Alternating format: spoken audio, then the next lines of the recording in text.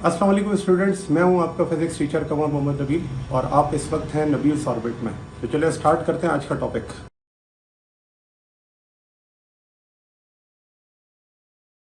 अब internal energy क्या होती है? तो देखें, इंटरनल एनर्जी के बारे में हम कहते हैं कि ये एक मॉलिक्यूलर लेवल एनर्जी है।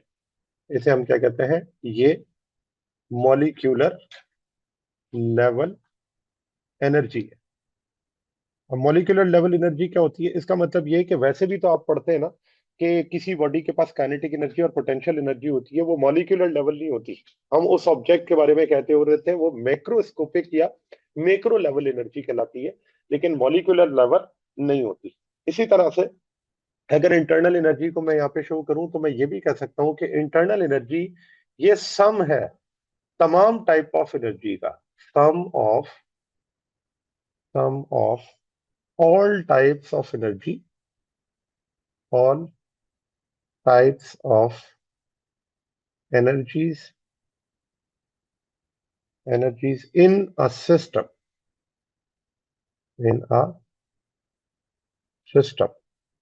तो ये क्या है? ये तमाम टाइप्स की जितनी भी एनर्जीज हैं, जैसे पोटेंशियल है, काइनेटिक है, वो तमाम एनर्जीज का जो सम है वो हम कहते हैं, वो क्या है? इंटरनल एनर्जी कहलाता है। और इसकी स्टेटमेंट अगर मैं लिखूं तो इसकी स्टेटमेंट ये होगी कि ये वो एनर्जी है, energy possessed by a system, यानी कि वो एनर्जी जो कि सिस्टम के पास होती है, possessed by a system due to its due to its क्या? मॉलिक्यूलर मोशन और मॉलिक्यूलर कॉन्फ़िगरेशन। तो इसका मतलब इंटरनल एनर्जी तीन चीजों से मैंने एक्सप्लेन कर दी। एक तो ये मैंने कहा internal energy is a molecular level energy. दूसरा, it is the sum of all types of energies in a system. तो ये तमाम जो आपके पास एनर्जीज का सम है, वो उसके क्या होती है? सम के इक्वल होती है। और इसी तरह एनर्जी जो है उस सिस्टम की, या एनर्जी जो सिस्टम के पास है, वो एक्चुअली किसकी वजह से होती है? मॉलिक्यूलर मोशन की वजह से और मॉलिक्यूलर कॉन्फ़िगरेशन की वजह से। अब मॉलिक्यूलर मोशन की वजह से जो एनर्जी होती है उसे हम क्या कहते हैं? तो उसे हम कहते हैं काइनेटिक एनर्जी।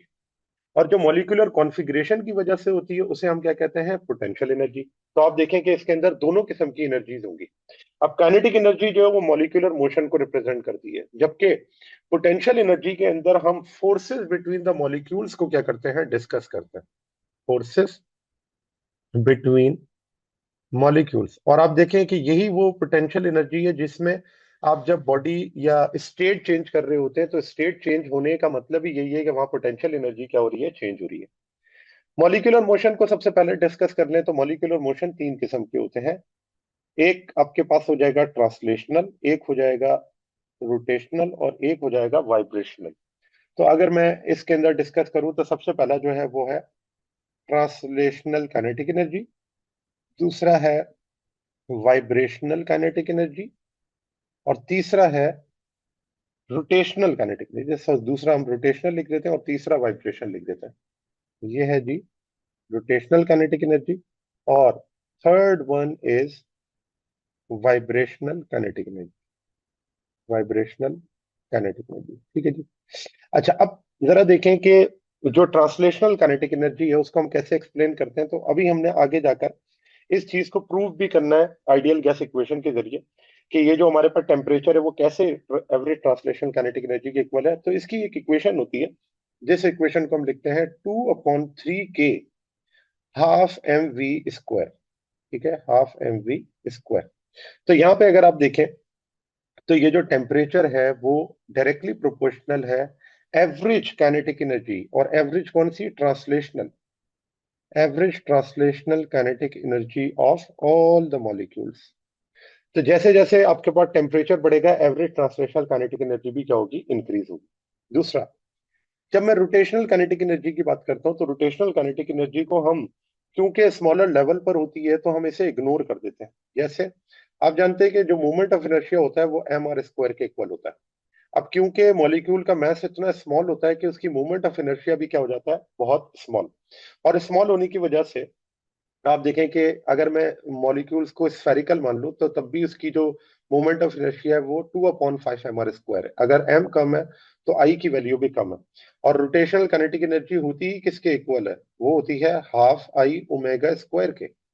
अब अगर मोमेंट ऑफ इनर्शिया कम है तो इसका मतलब रोटेशनल काइनेटिक एनर्जी भी कम होगी, और इतनी स्मॉल एनर्जी के ऊपर हम इसे नियरली मान लेते हैं किसके? जीरो के equal. It means rotational kinetic energy molecular या मॉलिक्यूलर लेवल पे जाने के बाद क्या होती है? इग्नोर कर दी जाती है। फिर आ जाता है वाइब्रेशनल काइनेटिक एनर्जी। याद रखें, वाइब्रेशनल काइनेटिक एनर्जी सिर्फ और सिर्फ हाई टेम्परेचर पे एग्जिस्ट करती है। तो जहां टेम्परेचर हाई होगा वहां पर आपके पास कौन सी एनर्जी होगी? उस एनर्जी को हम कहते हैं वाइब्रेशनल काइनेटिक एनर्जी कहते हैं। अब आ जाए किसके ऊपर? Molecular configuration. तो मॉलिक्यूलर कॉन्फ़िगरेशन में मैंने आपको बताया पोटेंशियल एनर्जी है। अब इस पोटेंशियल एनर्जी को हम दो डिफरेंट गैसेस के लिए ऑब्जर्व करते हैं। एक तो आपके पास हो गई रियल गैस और एक हो गई आइडियल गैस। तो अगर मैं आइडियल गैस की बात करूं और रियल गैस की बात करूं, तो दोनों में, आइडियल गैस और रियल गैस के अंदर अगर हम ये कहें, तो जो पोटेंशियल एनर्जी है आइडियल गैस के लिए वो क्या होती है? जीरो। और रियल गैस के लिए जो पोटेंशियल एनर्जी है वो क्या है? Non zero. इट मींस कि आइडियल गैस के अंदर फोर्सेस के दरमियान या मॉलिक्यूल्स के दरमियान में कोई फोर्सेस नहीं होती। इसका मतलब हम इन्हें इग्नोर कर देते हैं, कोई अट्रैक्शन फोर्स नहीं। जबकि रियल गैस के अंदर क्या होता है कि उनके दरमियान फोर्सेस होती हैं, मॉलिक्यूल्स के दरमियान, और उनके दरमियान एक अट्रैक्शन फोर्स भी मौजूद होती है। ठीक है। फिर दूसरी बात आ जाती है dependence on temperature. Internal energy का टेम्परेचर के साथ क्या डिपेंडेंस होता है? तो देखिए, उसके लिए हम पढ़ते हैं कि जो इंटरनल एनर्जी होती है वो डायरेक्टली प्रोपोर्शनल होती है टेम्परेचर के। और टेम्परेचर डायरेक्टली प्रोपोर्शनल है एवरेज ट्रांसलेशनल काइनेटिक एनर्जी के। तो अगर आप देखें कि अगर इंटरनल एनर्जी टेम्परेचर पर डिपेंड करती है, तो इट मींस जब चेंज होगा इंटरनल एनर्जी का, तो वो भी चेंज इन टेम्परेचर पे क्या करेगा? डिपेंड। तो जहां चेंज इन टेम्परेचर जीरो है वहां इंटरनल एनर्जी भी क्या है? जीरो है। और इस बात को मैं यहाँ पर लिख भी देता हूँ कि जब हमने अभी थर्मल इक्विलिब्रियम का कॉन्सेप्ट पढ़ा तो उसमें हमने यही पढ़ा था कि थर्मल इक्विलिब्रियम का मतलब टेम्परेचर क्या हो जाए? कांस्टेंट। तो चेंज इन टेम्परेचर क्या हो जाएगा? जीरो। तो यहाँ पर मैं लिख देता हूँ कि जो थर्मल इक्विलिब्रियम है उसका मतलब है टी की वैल्यू क्या है? इक्वल है। और अगर टी इक्वल है तो इट मींस डेल्टा टी क्या है? जीरो। और डेल्टा यू भी क्या है? जीरो। ठीक है।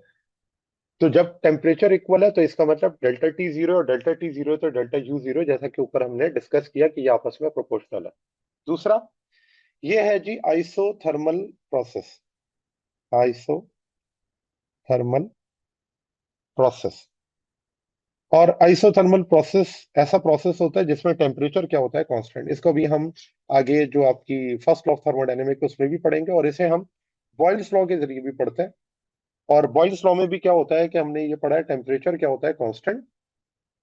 और टेम्परेचर कांस्टेंट है तो इंटरनल एनर्जी भी क्या है? कांस्टेंट है। अगेन यहां पर भी आप यही कहेंगे कि जो डेल्टा टी अगर वो जीरो है तो इसका मतलब डेल्टा यू भी क्या है? फिर जीरो है। ठीक है जी। फिर आ जाता है तीसरा पॉइंट इंटरनल एनर्जी का। Internal energy is a state function. Internal energy क्या है? ये एक स्टेट फंक्शन है। और स्टेट फंक्शन क्या होता है? स्टेट फंक्शन ऐसा फंक्शन है जो कि डिपेंड करता है only initial and final values पर। तो मैं ये लिखूं, internal energy is only depends on initial and initial and final initial and final state. तो ये आपके पास जो है वो इंटरनल एनर्जी डिपेंड करती है इनिशियल और फाइनल स्टेट पर। और ये इंडिपेंडेंट है पाथ के, इंडिपेंडेंट ऑफ पाथ। ठीक है, ये इंडिपेंडेंट है किसके? पाथ के। फिर दूसरी बात, स्टेट फंक्शन और ऐसी चीजें जो कि इनिशियल और फाइनल पर डिपेंड करती हैं, उन फंक्शंस को या उन वेरिएबल्स को हम कहते हैं कि वो साइक्लिक प्रोसेस होते हैं। यानी साइक्लिक प्रोसेस के अंदर भी यही कंडीशन होती है कि साइक्लिक प्रोसेस जो होते हैं वो इंडिपेंडेंट होते हैं किसके? पाथ के। जैसे आप ग्रेविटेशनल जो है वो वर्क को पढ़ते हैं, work done in gravitational field के अंदर हमने क्या पढ़ा था कि वो इंडिपेंडेंट होता है पाथ के। और उसके अंदर जो क्लोज पाथ के अंदर वर्क होता है वो क्या होता है? जीरो होता है। तो यही बात ये भी यहाँ पर भी है कि अगर वो साइक्लिक प्रोसेस है तो साइक्लिक प्रोसेस में इंटरनल एनर्जी इनिशियल है वो किसके इक्वल होगी? फाइनल के। और इसी वजह से हम यहाँ पर ये कहेंगे कि डेल्टा यू की वैल्यू क्या होगी, 0। किसके लिए? साइक्लिक प्रोसेस के लिए। लेकिन याद रखें कि यहाँ पर जो वर्क होगा वो 0 नहीं होगा। वर्क यहाँ पर 0 नहीं होगा। वो तो हमने सिर्फ ग्रेविटेशनल फील्ड के अंदर वर्क की बात की थी कि वो 0 होता है, लेकिन स्टेट फंक्शन है, इंटरनल एनर्जी साइक्लिक प्रोसेसेस के अंदर 0 होती है, लेकिन साइक्लिक प्रोसेस में वर्क 0 नहीं होता। अब इसको ग्राफिकल रिप्रेजेंटेशन से जरा देखें कि अगर मैं प्रेशर वॉल्यूम का ग्राफ बनाऊं तो प्रेशर वॉल्यूम के अंदर आप देखें कि ये बॉडी एक साइक्लिक प्रोसेस आपको शो कर रही है कि ये एक साइक्लिक प्रोसेस है। ठीक है, इसी तरह इसको भी मैं शो करूं तो ये एक साइक्लिक प्रोसेस है। ठीक है, क्लोज लूप के अंदर। ठीक है, इसी तरह इसको भी देखें तो ये भी एक साइक्लिक प्रोसेस है। ये देखें तो ये भी एक साइक्लिक प्रोसेस है, जो कि हम कार्नोट इंजन के अंदर भी जाके डिस्कस करेंगे। तो जितने भी साइक्लिक प्रोसेस है उसके अंदर चेंज इन इंटरनल एनर्जी क्या होती है? 0। यहाँ पर आप देखें, change in internal energy 0।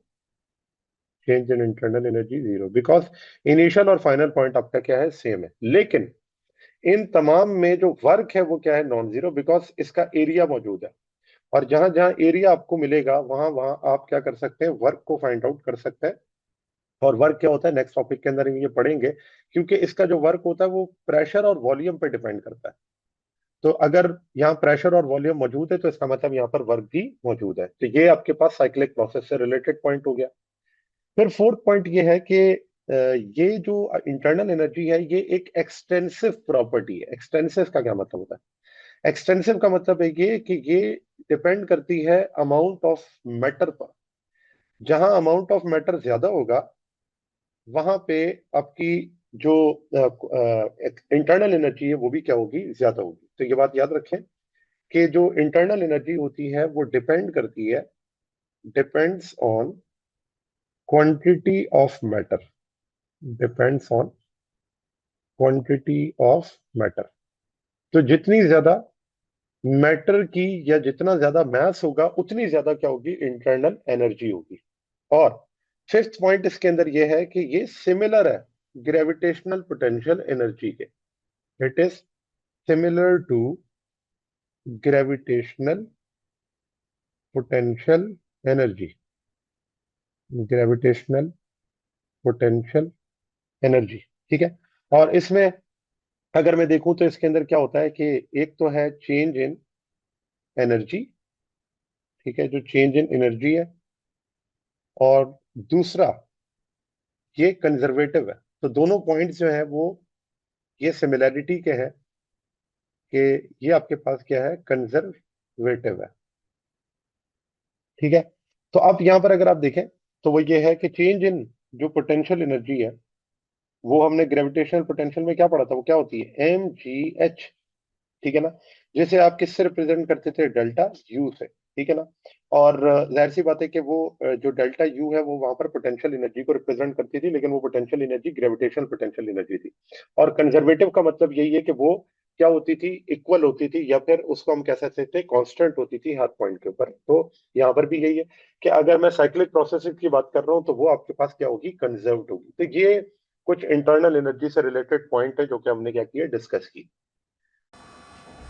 Ji students, तो ये था आज का हमारा टॉपिक। उम्मीद है आपको टॉपिक समझ आया होगा। अगर आप नबील्स ऑर्बिट में रहना चाहते हैं तो सब्सक्राइब करें और नई आने वाली वीडियोस के लिए बेल आइकन प्रेस करें। Thank you very much. अल्लाह हाफिज़।